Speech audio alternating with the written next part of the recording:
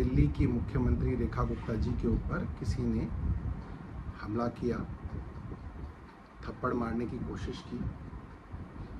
मेरा मानना ये है कि ये पूरी तरीके से निंदनीय है। किसी भी तरीके की हिंसा का हमारे समाज में और हमारे देश में बिल्कुल स्थान नहीं है। और ये बात आज नहीं, ये बात महात्मा गांधी जी ने हमें आज से 100 साल पहले सिखाई थी।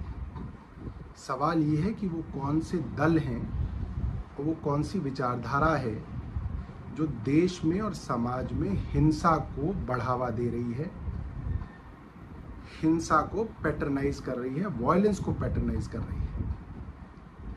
और हिंसा सिर्फ किसी मुख्यमंत्री के ऊपर हमला करना ही हिंसा नहीं है।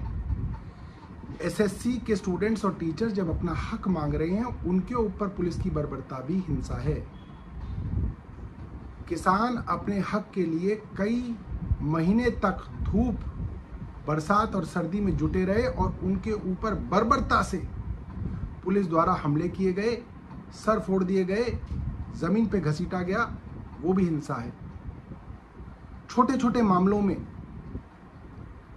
पुलिस जिस तरीके का व्यवहार हमारे नागरिकों के साथ करती है, वो हक उनके पास नहीं है।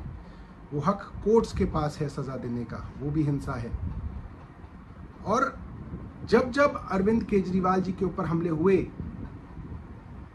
मसलन अभी इलेक्शन के दौरान एक हमला हुआ, हमारे ही विधानसभा का भारतीय जनता पार्टी का कट्टर समर्थक, जिसको हम जानते हैं, उसने अरविंद केजरीवाल जी के ऊपर रैली में हमला किया, एक स्पिरिट जैसी चीज फेंकी, मेरे ऊपर भी गिरी।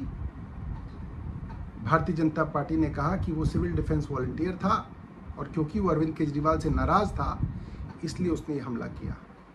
जब जब अरविंद केजरीवाल जी के ऊपर हमले हुए, भारतीय जनता पार्टी के प्रवक्ता ने ये कहा कि साहब, दिल्ली के लोग बहुत नाराज हैं, इसलिए अरविंद केजरीवाल के ऊपर हमले किए गए।